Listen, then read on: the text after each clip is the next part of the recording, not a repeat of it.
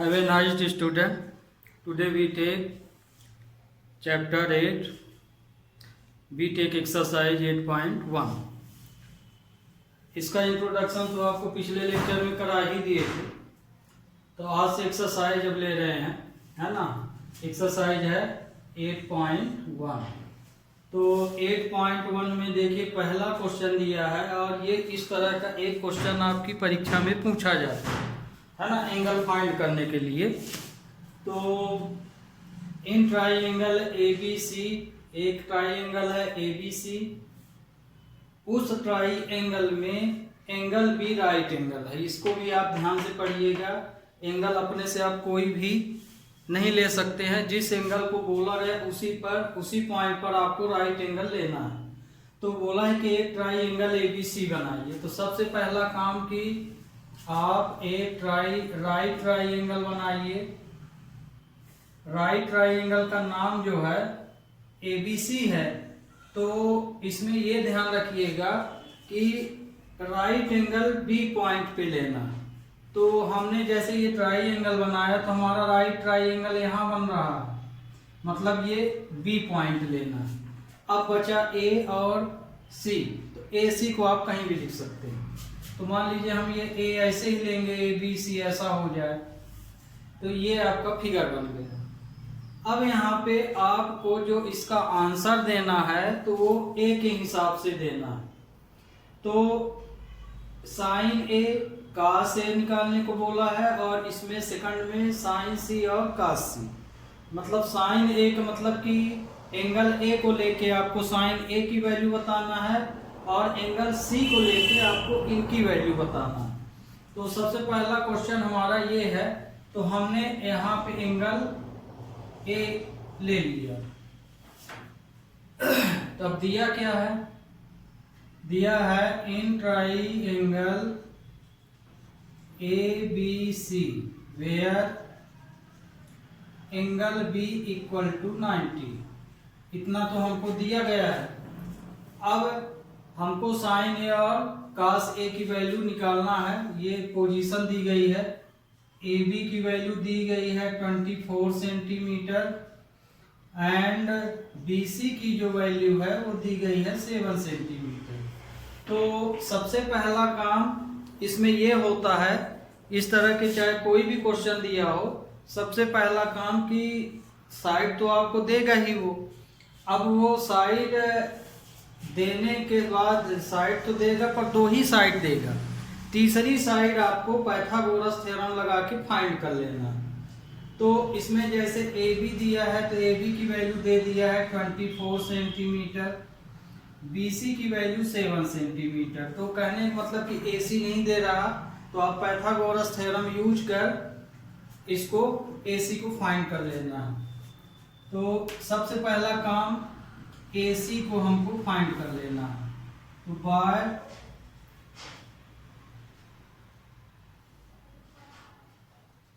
Pythagoras theorem. Pythagoras theorem लिए थे AH square B square plus P square. आप चाहें तो क्वेश्चन के अनुसार भी, तो मेन कंडीशन तो पाइथागोरस की यही होती है। फिर फिगर के अनुसार हम लोग लिखते आए हैं। तो फिगर के अनुसार यदि हम पाइथागोरस को लिखेंगे तो ये AC का स्क्वायर लिखेंगे।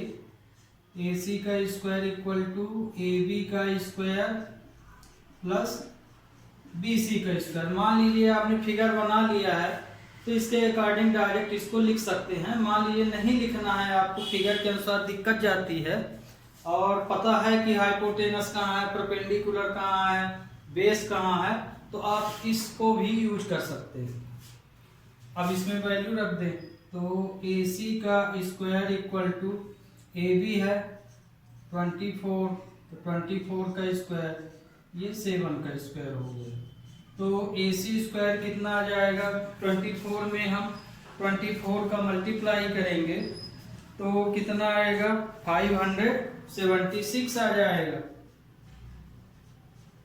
और ये 49। तो AC इक्वल टू आ जाएगा, इसको यदि प्लस करेंगे तो 625। तो AC इक्वल टू आया 625। तो AC की वैल्यू हम लोग फाइंड कर लिए 25। तो AC 25 आ गया। तो यहाँ पे ध्यान रखिए, जो भी वैल्यू निकालिए तो इस तरह के क्वेश्चन में यदि आप फिगर बना लिए हैं तो तीसरी वैल्यू यहाँ आपको डिनोट कर देना चाहिए।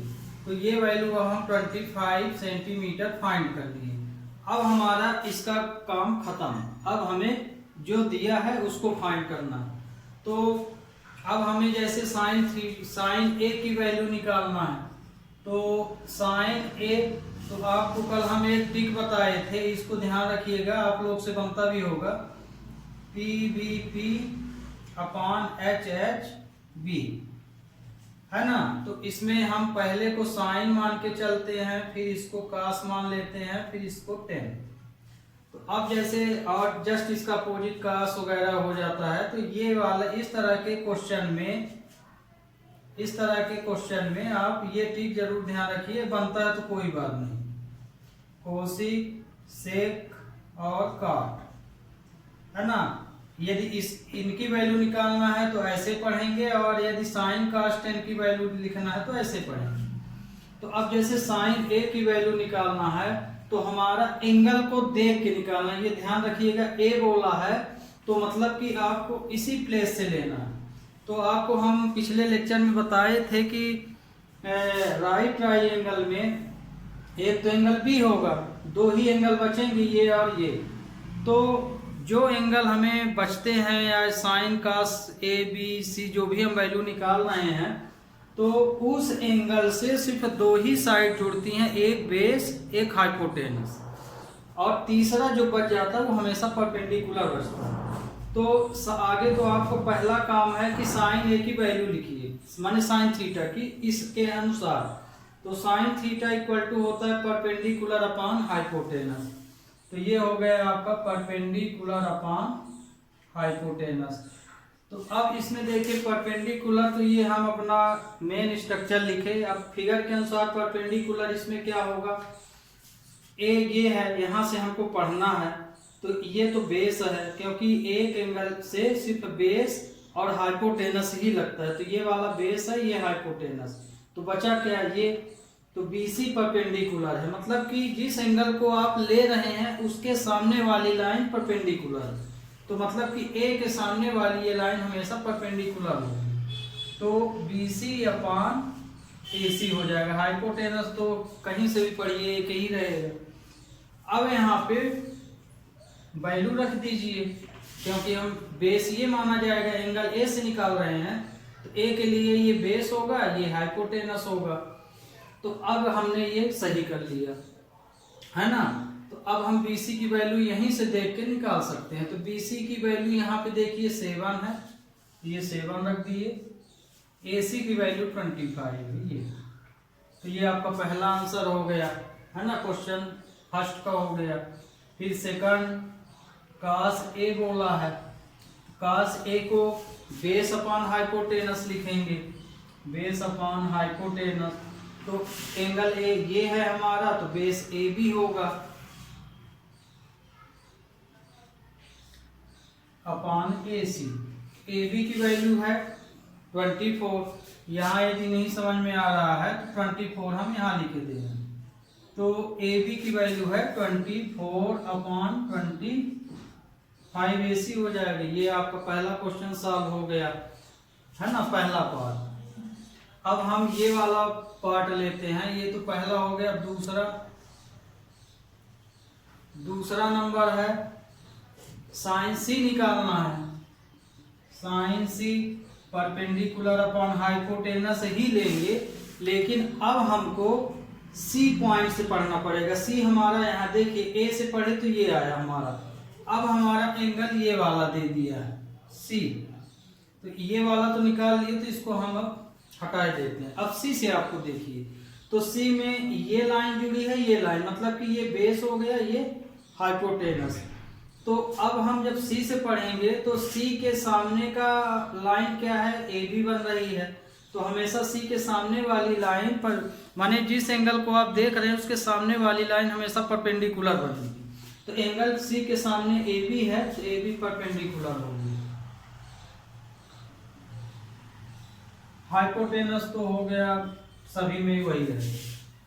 फिर इसी तरह कास सी भी लिख लीजिए, फिर वैल्यू रख दीजिए। कास सी बराबर होगा बेस अपॉन हाइपोटेनस। तो अब एंगल सी लिए, देखिए ए लिए थे तो बेस हमारा ए बी बना था, अब सी लिए हैं तो बेस ये वाला बनेगा, क्योंकि ये तो आपको पहले से पता कि हाइपोटेनस होगा। तो एक एंगल से सिर्फ बेस और हाइपोटेनस जुड़ते हैं, इसलिए बेस इसमें BC लिखना पड़ेगा आपको, हाइपोटेनस AC। अब इनकी फिगर से देख के वैल्यू रख दीजिए। तो AB की वैल्यू है 24, AC की वैल्यू है 25। ये आपका साइंस सी हो गया। अब कास सी स्ट्रक्चर तो बना ही लिए हैं आप, तो 7 अपॉन BC की वैल्यू 7, AC की वैल्यू 25। तो ये आपका क्वेश्चन नंबर फर्स्ट सॉल्व हो गया।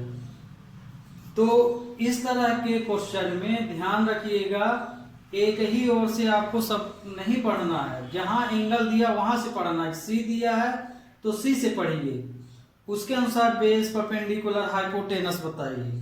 ए दिया है तो ए के अनुसार पढ़िए। अब ट्राई एंगल में 3 तो एंगल ही होते हैं, एक ऑलरेडी आपको एंगल भी राइट दे देगा, तो 2 ही एंगल तो पढ़ना पड़ेगा। तो ध्यान रखिएगा, सी पढ़ेंगे तो सी के लिए बेस ये होगा, ए पढ़ेंगे तो ए के लिए बेस ये होगा। सी के जिस एंगल को आप पढ़ रहे हैं उसके सामने वाली लाइन हमेशा परपेंडिकुलर रहेगी। यदि सी को पढ़ रहे हैं तो सी के सामने की लाइन है ए बी, तो ए बी परपेंडिकुलर होगी सी के लिए।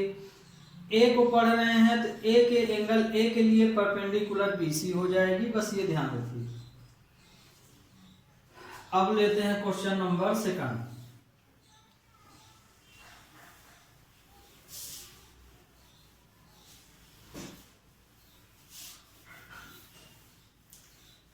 तो क्वेश्चन नंबर 2 में दिया है, फिगर दिया हुआ है, फिगर अब हम बनाएंगे। क्वेश्चन 1 तो अब आपका कंप्लीट है, तो इसको भी हम हटा देंगे। अब आपका ये क्वेश्चन 2 है, from figure and find 10P and minus काट R। ये निकालना है। तो अब हम फिगर तो हमको देखना पड़ेगा, क्या दिया है, PQR दिया है। ये दिया है फिगर आप में PQR, ये एक फिगर दिया है। फिगर में Q को राइट एंगल माना है उसने, ये Q है, तो ये हो गया PQR। फिर चूंकि फ्रॉम फिगर बोल रहा है तो पूरी वैल्यू इसी में उसने लिखा है, यहाँ कुछ भी नहीं लिखा है। तो PQ की वैल्यू 12 है, 12 सेंटीमीटर, और इसकी है 13 सेंटीमीटर। ये अब इसमें हमें इसकी वैल्यू 10P माइनस काट R की वैल्यू निकालना है। तो सबसे पहला काम तो हमारा ये है, जैसे शुरू में बताए थे कि इसमें तीनों साइड फाइंड कर लेना है। ये दिया है तो हमको ये निकालना है, तो पहले तो पाइथागोरस थ्योरम यूज कर लेना है। तो solution in triangle PQR where angle Q equal to 90। यदि आप यहाँ ये नहीं लिखते हैं कि इन राइट ट्राइएंगल PQR, तो एंगल का नाम लिख दीजिए, तो बात वही हो जाती है। तो इसमें हो गया, फिगर दिया है तो आपको यहाँ ये सब लिखने की जरूरत नहीं है कि PQ 12 है, PR 13 है, ये सब डिनोट करने की जरूरत नहीं है। पर इस बात का आप ध्यान जरूर रखिएगा कि यदि ट्रिग्नोमेट्री 8.1 में इस तरह के क्वेश्चन आ रहे हैं तो आपको परीक्षा में फिगर ही बना के उसको सॉल्व करना चाहिए। मतलब ये कि भले ही ये पेपर में आपको फिगर दे दिया जाए, फिर बोला जाए कि इसकी वैल्यू निकालिए, तो बहुत बच्चे क्या करते हैं कि फिगर नहीं बनाते हैं, डायरेक्ट कैलकुलेशन लिख देते हैं और आंसर लिख देते हैं। उत्तर भी सही रहता है उनका, पर जब आपकी कॉपी चेक होती है तो फिगर का नंबर भी इसमें रहता है और उसमें से आपका 1 नंबर चला जाएगा। तो जिसमें अब बहुत बच्चों के मन में डाउट होता है कि फिगर दे दिया तो पेपर में सॉल्यूशन में नहीं बनाएंगे या बनाएंगे इस तरह का। तो हमेशा ध्यान रखिए, पेपर में यदि फिगर दिया है तो आपको फेयर कॉपी में भी उस फिगर को बना के ही सॉल्व करना चाहिए, है ना, डायरेक्ट नहीं करना चाहिए। तो आप ध्यान रखिएगा, ये फिगर भले दिया है, इसे आपको सॉल्यूशन में भी बना के ही इसको सॉल्व करना है। तो अब देखिए आगे, तो पाइथागोरस से हम क्यू आर की वैल्यू निकालेंगे। तो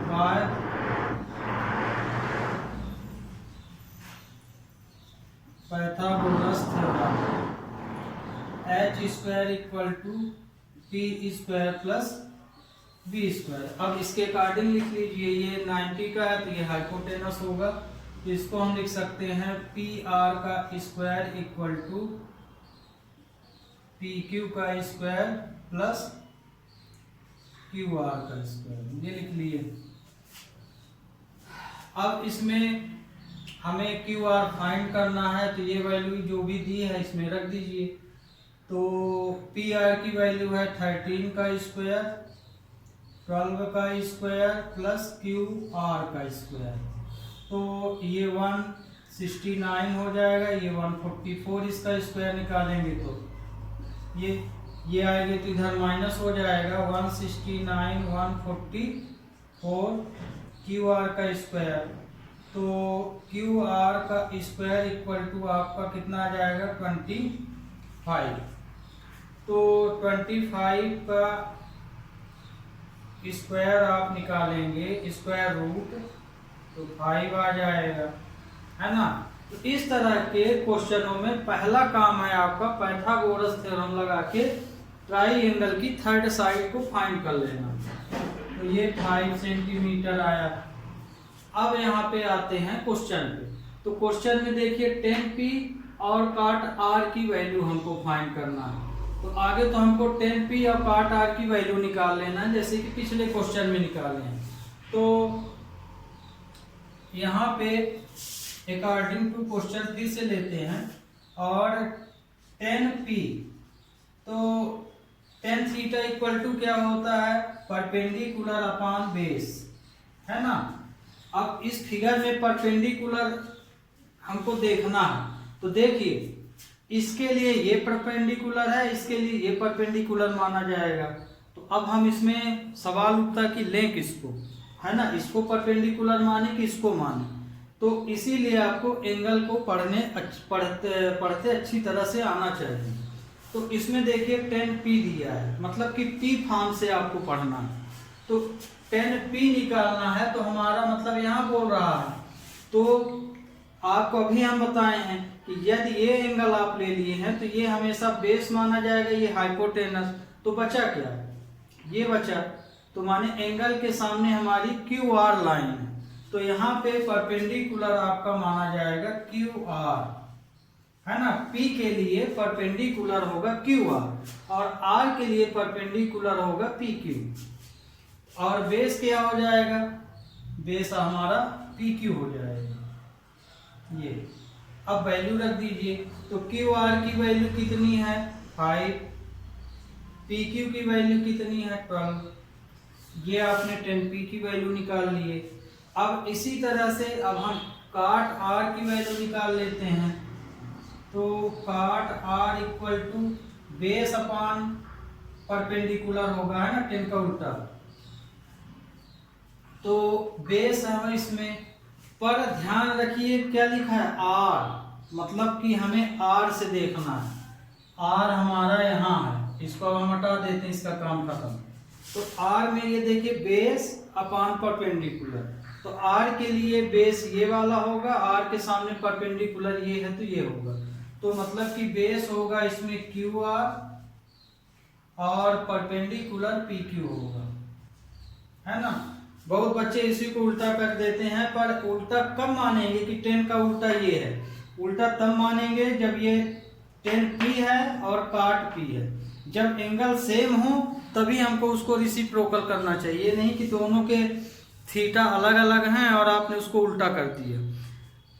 कि जैसे कि अभी हम लोग क्या पढ़ते थे, tan थीटा का अपोजिट जो होता है वो क्या होता है, काट थीटा, तो मान लीजिए हम टेन थीटा की वैल्यू 3/4 लिखे और पूछ दिए कि cot थीटा की वैल्यू बताओ, तो आप लोग बता देंगे 4/3, है ना, फॉर एग्जाम्पल। लेकिन मान लीजिए अब यहाँ पे हमने यहाँ 10a लिख दिया और ये हम यहाँ पे cot b लिख दिया। दोनों देखो थीटा अलग अलग हो गए। तो जब दोनों थीटा अलग हैं और हम आपको बोल दिए कि इसकी जो वैल्यू है 3/4 है, तो आप cot b की वैल्यू बताइए। तो आप यदि बोल देंगे कि 4/3, तो ये पूरी तरह से क्या होगा, गलत हो जाएगा। तो उल्टा हमें तभी बताना चाहिए इसका जब दोनों के थीटा सेम हो। यदि ये cot a है तो ये भी cot a ही होना चाहिए, तब इस एंगल के लिए ये 4/3 होगा। तो इस चीज का विशेष ध्यान रखिएगा कि जब थीटा सेम रहेगा तभी आपको अपोजिट सही ढंग से बताना। तो यहाँ देखिए, यहाँ cot r है, ये p है, तो इसीलिए इसको हमें यहीं से देख के उत्तर देना चाहिए, ना कि यहाँ से। तो क्यू आर की वैल्यू यहाँ से देखेंगे तो 5 आएगा और पी क्यू की वैल्यू 12 आ जाएगी। ये देखिए, अब यदि आप उल्टा कहीं लिखते तो देखिए इसमें तो हम सेम आंसर लिख रहे हैं, उल्टा फिर 12.5 ना लिखते यदि इसका उल्टा लिखते तो ये इस तरह से। अब देखिए ये वैल्यू फाइंड कर लिए, तो अब इसकी वैल्यू निकालना है, इसलिए 10p माइनस cot r रख दीजिए इसमें वैल्यू। 10p की वैल्यू है 5/12 और इसकी भी वैल्यू है 5/12, दोनों कट गई तो 0 आ गया। क्या आ गया, आंसर आपका 0 आ गया। तो इसकी वैल्यू आपको आएगी 0। तो इस तरह से क्वेश्चन आपको समझ में आ गया होगा। तो इसकी वैल्यू जैसे अब हम 0 निकाल लिए। अब देखते हैं अगला क्वेश्चन नंबर 3। तो ये तो अब आपको समझ में आ गया होगा। क्वेश्चन 3 लेते हैं। 3 में है sin 3/4। अब है ये आपका question number 3rd 4th 5th। अभी जो बताए हैं वही सब है ना, कहीं कुछ भी बोल रहा पर निकालना आपको वही है। अब जैसे तो हम सॉल्यूशन नंबर 3rd लेते हैं। तो 3rd में देखिए साइन a की वैल्यू दिया है, given sine a equal to 3/4। अब 3/4 दिया है, तो यहाँ पे आगे तो आपको ट्राइंगल ही बनाना पड़ेगा, क्योंकि ट्रिग्नोमेट्री जो हम लोग पढ़ रहे हैं 10th क्लास में वो राइट ट्राइंगल के लिए पढ़ रहे हैं। तो इसमें तो आपको डाउट ही नहीं होना चाहिए कि कौन सा एंगल बना है ना, हमेशा राइट ट्राइंगल। तो ये हो गया ABC। पर एक चीज इसमें और ध्यान रखिए, जैसे साइन A दिया है तो एंगल A दिया है, मतलब तो इसको कभी भी राइट एंगल में मत बनाना, मतलब A को कभी यहाँ मत लेना, है ना, क्योंकि राइट एंगल के लिए पोजीशन नहीं दी जाती है इसमें। ये तो A को जैसे आप कोई फिगर बनाए तो आपको मन में आ सकता है कि A को कहाँ पे लिखें। तो A को आप राइट ट्राइंगल प्लेस भर में मत लिखिए, मतलब कहने का कि A को यहाँ मत लिखिए, बाकी चाहे यहाँ रख दीजिए चाहे यहाँ रख दीजिए, राइट प्लेस भर में मत रखिए बस। तो जैसे इसमें साइन A की वैल्यू बोला है, तो अब हमें इसमें इस वैल्यू को रखना है, तो हमको पता होना चाहिए कि साइन A इक्वल टू क्या होता है। तो चूंकि हमें यहाँ पे साइन A की वैल्यू होती है, क्या होती है, अभी आपको हमने टिक बताई थी, परपेंडिकुलर अपॉन हाइपोटेनस, है ना। तो परपेंडिकुलर इसमें ये राइट, अब एंगल A हमारा ये है तो परपेंडिकुलर ये वाला लाइन होगा। तो परपेंडिकुलर हमारा क्या दिया है 3/4, तो मतलब कि परपेंडिकुलर की वैल्यू यहाँ पे 3 दी गई है और हाइपोटेनस की वैल्यू 4 दी गई है। हमको ए बी फाइंड करना है। तो जो भी ये क्वेश्चन दिया हो इस क्वेश्चन को इस स्ट्रक्चर में लिख लीजिए और फिगर बना लीजिए, उसके बाद इसी फिगर के माध्यम से इसमें वैल्यू पुट कर दीजिए, तो आपको ऑलरेडी क्लियर पता चल जाएगा कि हमको कौन सी साइड फाइंड करना है। तो by Pythagoras theorem, Pythagoras theorem क्या होती है? h² p² plus b²। अब फिगर के अनुसार क्या होगा? AC का स्क्वायर इक्वल टू हो जाएगा BC का स्क्वायर प्लस AB का स्क्वायर। अब हमें ये वैल्यू यहाँ से देख के यहाँ रख देना है, तो ये हो जाएगा 4 का स्क्वायर, BC दिया गया है 3 का स्क्वायर, AB हमें फाइंड करना है। ये तो ये 16, हम इसको भी यहाँ कर लिए तो -9 AB स्क्वायर हो गया। तो AB स्क्वायर इक्वल टू कितना आ गया? 7। तो AB की वैल्यू आ गई √7। ये तो AB की वैल्यू हमने यहाँ पे क्या फाइंड कर ली? √7। ये अब बस क्वेश्चन में अब कुछ बचा ही नहीं, बस ये वैल्यू इस तरह की लिख के अब सॉल्व कर देना है। अब ले लेते हैं क्वेश्चन, ये फाइंड करना है। सबसे पहला काम 3 साइड निकाल लिए। अब according question sine A equal to perpendicular upon hypotenuse. आगे तो आपको ये स्ट्रक्चर लिख लेना है, फिर फिगर से देख के आपको परपेंडिकुलर माने सबसे पहला काम तो आपको ये लिख ही लेना है। इसके बाद परपेंडिकुलर अपॉन हाइपोटेनस फिगर के अनुसार क्या होगा तो उसे एंगल देख के बताना है।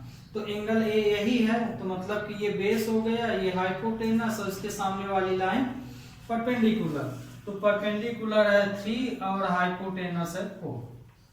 तो ये आ गया आपको।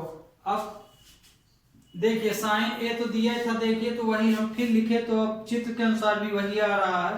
तो ये तो हालांकि आपको क्वेश्चन में दिया ही है, तो हो गया, हम लिख दिए, कोई बात नहीं।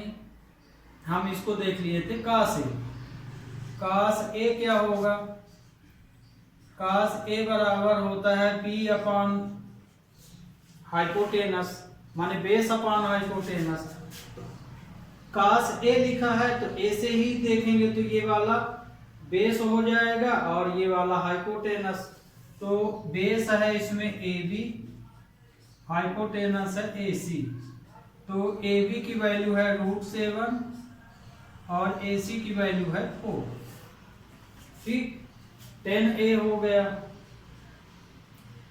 10A परपेंडिकुलर अपॉन बेस होता है, तो एंगल A से परपेंडिकुलर BC माना जाएगा।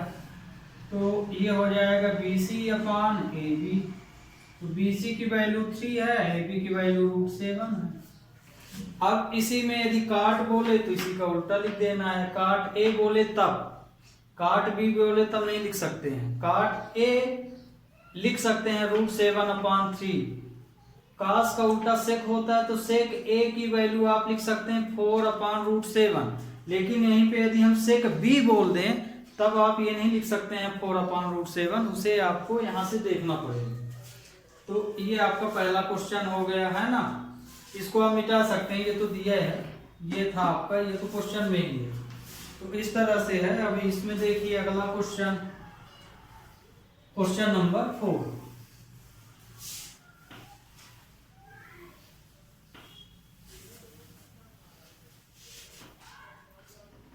क्वेश्चन 4 में आपका है सॉल्यूशन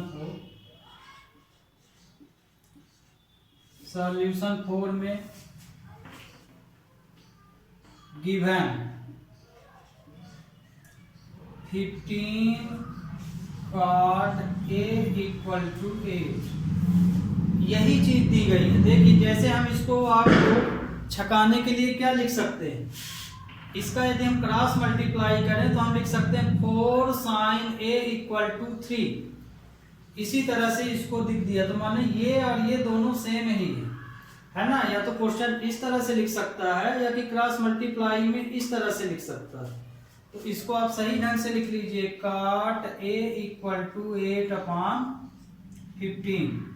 अब इसके अकॉर्डिंग आपको फिगर बना लेना है। तो ये हमने एक फिगर लिया है ना। एक पोजीशन में आपको राइट एंगल नहीं लेना है, ये ध्यान रखिएगा। इसको आप कुछ और लिख दीजिए। ये आपका ए हो गया, ये ए हो गया, बी हो गया, ये सी हो गया। तो हमने ये वाला एंगल लिया है ना। अब सवाल उठता है कि ये वैल्यू हम इसमें भरे कहाँ, तो आपको इसका स्ट्रक्चर बनना चाहिए। कहने का मतलब ये कि cot A equal to base upon perpendicular होता है। तो अब एंगल ए से आप बेस देखिए और परपेंडिकुलर, तो ए ये है तो बेस ये वाला होगा और परपेंडिकुलर इसके जस्ट सामने वाली लाइन। तो इसका स्ट्रक्चर बनेगा A B upon B C. ये तो कहने का मतलब कि 8 यहाँ पे जो है ए बी की वैल्यू बोल रहा है, ए बी की वैल्यू 8 है और बी सी की वैल्यू है 15। बहुत बच्चे यहाँ पे ये पूछते हैं कि इसकी यूनिट क्या लिखें, तो इसमें यूनिट कुछ भी नहीं दी है, न मीटर, न सेंटीमीटर, न किलोमीटर, कुछ भी नहीं है। तो आप या तो खाली नंबर लिखिए और यदि आपको बहुत ही मन है इसमें लिखने का तो 8 यूनिट लिख सकते हैं यहाँ पे, है ना। जैसे 8 की यूनिट नहीं दी है तो कुछ नहीं है, तो मतलब यूनिट लिख दीजिए 8 यूनिट 15 यूनिट, इस तरह से। तो ये हुआ। अब इसकी मदद से हम हाइपोटेनस निकालते हैं। तो बाय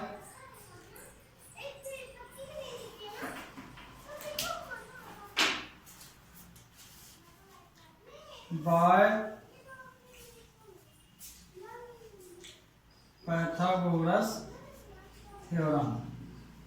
पाइथागोरस थ्योरम से h square equal to P square plus B square.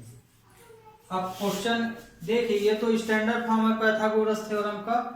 यदि आपने फिगर बना लिया है तो यही चीज आपको फिगर के अनुसार लिख देना। तो h स्क्वायर लिखा है तो इसमें h स्क्वायर है ए सी, तो इसको लिख सकते हैं ए सी का स्क्वायर, p इसमें बी सी है तो बी सी का स्क्वायर, b यहाँ पे ए बी है तो ए बी का स्क्वायर। अब वैल्यू पुट कर लीजिए। तो ए सी की वैल्यू तो हमको फाइंड ही करना है, बी सी की वैल्यू है यहाँ पे 15, तो ये हो जाएगा 15 का स्क्वायर, ए बी की वैल्यू है 8 का स्क्वायर। तो ए सी का स्क्वायर इक्वल टू 225 और ये 64। तो ए सी स्क्वायर इक्वल टू हो जाएगा 289, तो ए सी इक्वल टू आ जाएगा 17। तो ए सी की वैल्यू हमने क्या निकाल लिया 17, है ना। इसका स्क्वायर रूट 17 आएगा। अब हमें यहाँ पे ये पता चल गया। तो अब हमें बताना क्या है, साइन ए सेक ए की वैल्यू बताना है। तो अकॉर्डिंग क्वेश्चन साइन ए तो साइन इक्वल टू होता है परपेंडिकुलर अपॉन हाइपोटेनस, और सेक ए इक्वल टू क्या होता है, सेक कास का उल्टा होता है। तो कास क्या होता है, बेस अपॉन हाइपोटेनस, तो सेक क्या हो जाएगा, हाइपोटेनस अपॉन बेस। अब जो ये स्ट्रक्चर लिखे हैं पी अपान या एच अपान वी, इसको आप फिगर से लीजिए। तो फिगर में ए से पढ़ना है तो परपेंडिकुलर है बी सी और हाइपोटेनस है ए सी, तो इसको आप लिखेंगे बी सी अपान ए सी। इसी तरह से ए से इसको भी आप पढ़ रहे हैं तो इसमें भी हाइपोटेनस आपका ए सी रहेगा और बेस आपका ए बी रहेगा। बेस क्या रहेगा, ए बी, तो ए सी अपान ए बी। बस इसमें अब यहां से देख के वैल्यू वहां रख दीजिए। तो बी सी की वैल्यू देखिए क्या है, बी सी की वैल्यू है 15, ए सी की वैल्यू क्या है 17, तो इसका आंसर आ गया 15 अपान 17। ए सी इसमें कितना है 17, ए बी कितना 8, ये आपका फाइनल आंसर आ गया। तो इस तरह से आपको क्वेश्चनों को सॉल्व करना है, और ये क्वेश्चन आपके इम्पॉर्टेंट है ना। कोई ना कोई इस तरह से एक क्वेश्चन वो 3 या 4 नंबर का पूछता है। अब देखिए क्वेश्चन नंबर 13। इसमें देखिए given sec theta 13/12 find all other trigonometry ratio. अब देखिए यहाँ पे अभी तक कहीं साइन ए लिखता था, कहीं कास बी लिखता था, कहीं टेन बी लिखता था, कहीं टेन सी लिखता था, लेकिन अब यहाँ पे थीटा लिख दिया। तो जब थीटा लिख दे क्वेश्चन में तो आप थीटा की वैल्यू कहीं भी ले लीजिए, बस राइट पोजीशन को छोड़ के। यहाँ छोड़ के थीटा आप यहाँ भी ले सकते हैं, यहाँ भी ले सकते हैं।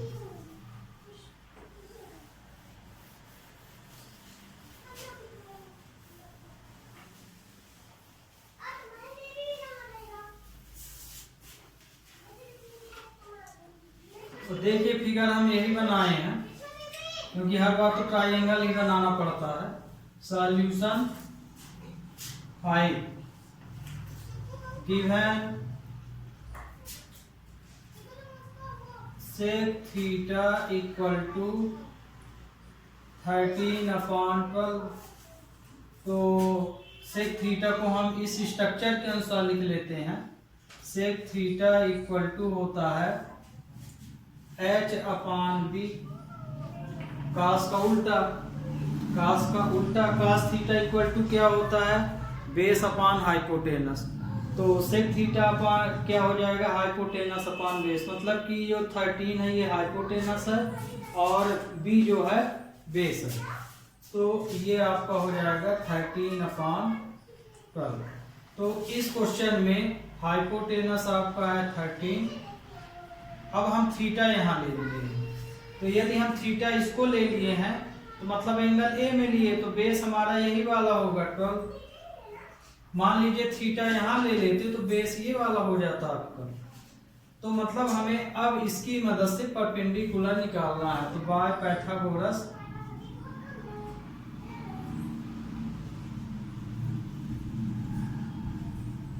थ्योरम, पाइथागोरस थ्योरम से h² equal to p² plus b²। Question के अनुसार पाइथागोरस थ्योरम क्या हो जाएगी, ac² equal to bc² plus ab का स्क्वायर हो जाएगा। तो अब ac की वैल्यू है 13, तो 13 का स्क्वायर, bc है 12 तो 12 का स्क्वायर, ab² हमें फाइंड करना है। ये 169 144 हो जाएगा, स्क्वायर निकालेंगे तो 169 माइनस 144 इधर आएगा तो ये माइनस हो जाएगा ab²। तो ab² इक्वल टू 25 आ जाएगा, है ना। इसको इससे माइनस करेंगे तो ab का रूट कितना आएगा, 5 आ जाएगा। तो हमने परपेंडिकुलर यहाँ क्या निकाल लिया, 5। तीनों साइड फाइंड हो गई। तो क्या बोल रहा है क्वेश्चन में, सेक थीटा की वैल्यू यदि 13/12 है तो ट्रिग्नोमेट्री के अदर रेशियो बताओ। तो आपको शुरू दिन बताए थे कि ट्रिग्नोमेट्री में 6 टाइप के रेशियो लिए गए हैं। अब वो रेशियो हैं क्या, साइन, कास, टेन, सेक, कोसिक, ये रेशियो कहलाते हैं ट्रिग्नोमेट्री रेशियो। तो कहने का मतलब कि सेक थीटा दे दिया है तो आप टेन थीटा निकालिए, कास थीटा निकालिए, साइन थीटा निकालिए, कौशिक निकालिए, इनको बोला है फाइंड करने के लिए। तो अब पूरी वैल्यू निकल गई। तो अब हम अकॉर्डिंग क्वेश्चन लेते हैं साइन थीटा। तो साइन थीटा इक्वल टू क्या होता है, परपेंडिकुलर अपॉन हाइपोटेनस। तो साइन थीटा के लिए थीटा ये है तो परपेंडिकुलर होगा BC अपॉन AC। फिर कास थीटा होगा बेस अपॉन हाइपोटेनस। तो बेस इसमें है AB अपॉन AC। फिर कास के बाद 10, परपेंडिकुलर अपॉन बेस। तो फिगर में परपेंडिकुलर है BC, तो ये होगा BC अपॉन AB। तो देखिए आपको मात्र 3 ही लिखना है, उसको तो बाद में उल्टा कर देंगे। जैसे साइन का बन गया कॉसिक का लिख देंगे। ये तो नहीं बोला है कि थीटा अलग है, थीटा तो सेम बोल रहा है, इसलिए हम इसका उल्टा कोसिक थीटा का लिख लेंगे। ये लिख लिए स्ट्रक्चर, तो यहाँ लिखने की जरूरत नहीं है क्योंकि उल्टा ही लिखना है, H/P। फिर सेक का दिया ही है क्वेश्चन में, आपके सेक का तो ऑलरेडी दिया है, पर हो गया ये क्वेश्चन है तो हम लिखे दे रहे हैं H/B। इससे आपको अपोजिट भी समझ में आएगा, और इसका अपोजिट होता है cot थीटा, तो B/P लिख लिए ये। तो अब यहाँ पे आपको इनके आंसर भर लेना है। ये यहाँ हम लाइन खींचे दे रहे हैं, नहीं तो गिर जाएंगे नंबर। ये अब देखिए साइन थीटा परपेंडिकुलर, इसमें आप ऐसा भी बना सकते हैं जैसे कि एंगल एक तो ही है, दो तो पूछा नहीं है कि अलग अलग। तो ये आपका यहाँ पे देखिए बेस है, ये हाइपोटेनस है, ये परपेंडिकुलर है। अब आपसे यहाँ से देख के वहां भरते जाइए। तो यहाँ पे परपेंडिकुलर है 5, हाइपोटेनस 13। फिर इसमें बेस जो है 12 है और हाइपोटेनस 13 है, तो 12/13 लिखेंगे इसको। इसी तरह से परपेंडिकुलर अपॉन बेस, तो परपेंडिकुलर बेस ये है माने 5/12 लिखेंगे, तो ये आ जाएगा 5/12। अब वो बताना है तो इसी का उल्टा लिख दीजिए, 5/13 है तो 13/5, ये 12/13 है तो 13/12, ये 12/5। तो ये अदर रेशियो हो गए, है ना। बोला फाइंड ऑल अदर रेशियो, ये दिया था आपको ये, और बोला था अदर निकालिए, तो अदर आपकी ये और ये तो क्वेश्चन में गिवन है ना, ये क्वेश्चन में दिया गया है। तो आपका क्वेश्चन नंबर 5 हुआ। अब देखिए क्वेश्चन नंबर 6। अब 6 में क्या है, पढ़ना पड़ेगा। Prove that angle A then so that angle A बराबर एंगल बी हमको प्रूफ करना है। और अब देखिए क्वेश्चन नंबर 6 स्टूडेंट, ये आज का लास्ट क्वेश्चन है, बाकी क्वेश्चन हम अगले लेक्चर में लेंगे। तो इस क्वेश्चन को देखिए, आपको क्या बोला गया है। क्वेश्चन में बोला गया कि angle A and angle B are acute angle, A और बी दोनों ही एक्यूट एंगल हैं। एक्यूट एंगल तो आपको पता ही होगा, जो 90 से कम होगा एक्यूट एंगल कहलाते हैं। और जहां पे cos A की वैल्यू cos B के बराबर है, इतना हमें दिया गया है, मतलब कि cos A = cos B given है। तो हमको इसकी मदद से ये प्रूफ करना है कि एंगल A = एंगल B, मतलब कि एंगल A जो है एंगल B के इक्वल है, ये हमको प्रूफ करना है। तो ये हमने फिगर लिया, एक ट्राइंगल बनाया। ट्राइंगल में चूंकि एंगल A बराबर एंगल B बोला है, तो यहाँ आप स्पष्ट देख रहे हैं कि एंगल A और B एक्यूट बोल रहा है। तो मतलब कि इन दोनों एंगलों को आपको यहाँ नहीं लेना है, मतलब यहाँ और यहाँ लेना है। C को हम राइट माने, तो इसका सॉल्यूशन हो जाएगा। तो आगे तो टू प्रूफ लिखिए, हमको प्रूफ क्या करना है, एंगल A = एंगल B, हमको ये प्रूफ करना है। तो अब इसका जो सॉल्यूशन होगा, प्रूफ अब इसमें यहाँ जैसे आप कर रहे हैं, तो in triangle ABC where angle C = 90, यहाँ पे हम एंगल C को 90 ले लिए, और A और B ये तो हमें ऑलरेडी इसमें प्रूफ करना है। तो अब लेते हैं गिवन। गिवन में दिया है cos A = cos B, ये चीज हमको दी गई है ना। तो अब यहाँ पे हम cos A cos B की वैल्यू निकाल ले। तो cos A = क्या होगा, बेस अपॉन हाइपोटेनस। तो बेस हमारे में इसमें A के अनुसार बेस होगा AC, तो ये AC और हाइपोटेनस होगा AB, है ना। A के अनुसार बेस AC होगा और हाइपोटेनस AB होगा। तो ये आपका, अथवा इसको आप लिख सकते हैं cos A = AC/AB, ये इक्वेशन 1 मान लिए। ये आपको स्ट्रक्चर से बता दिए। अब इसी तरह से cos b निकाल लीजिए, एंड cos b, इसमें भी बेस अपॉन हाइपोटेनस ही होगा, लेकिन हम एंगल बी से पढ़ेंगे। तो एंगल बी ये है, तो बेस हमारा BC बनेगा, तो ये होगा BC, और हाइपोटेनस तो दोनों में कॉमन ही रहेगा, मतलब AB ही रहेगा ये। तो इसको भी इस ढंग से लिख लीजिए, अथवा cos B equal to BC upon AB, ये इक्वेशन सेकंड हो गया। अब ये देखिए, ये हमारा क्वेश्चन में क्या दिया है, cos A equal to cos B, मतलब कि cos A cos B के बराबर है, तो मतलब कि ये दोनों वैल्यू आपस में यदि इक्वल हैं तो यहाँ पे हम इक्वेशन सेकंड डाल देते हैं। ये इक्वेशन सेकंड है और ये इक्वेशन थर्ड, इसको इक्वेशन फर्स्ट मान लेते हैं। तो इक्वेशन फर्स्ट से देखिए, cos A cos B के बराबर है, तो मतलब कि ये वैल्यू इसके बराबर है, तो मतलब कि AC अपॉन AB और BC अपॉन AB भी आपस में बराबर होंगे। तो from equation first, second and third we है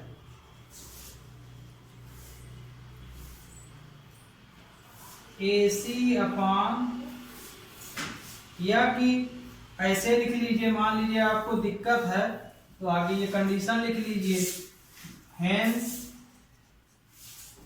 cos A बराबर cos B, ऐसा भी लिख सकते हैं, ये गिवन में है।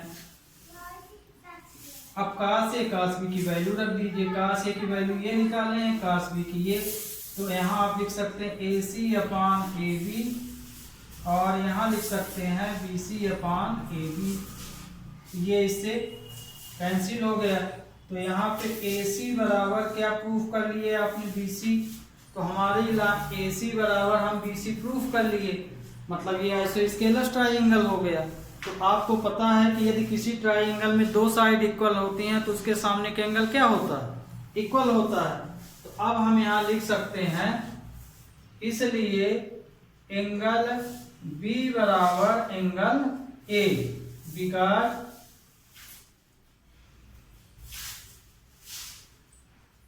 if opposite side are equal in a triangle, then also opposite angles are, ये कंडीशन तो आप थ्योरम 9 में पढ़ चुके हैं। तो यदि किसी ट्राइंगल के अपोजिट एंगल इक्वल है तो साइड इक्वल हो जाएंगी, साइड इक्वल है तो एंगल इक्वल होंगे। तो ये आपका प्रूफ हो गया। तो स्टूडेंट बस आज के लिए इतने ही। Have a nice day.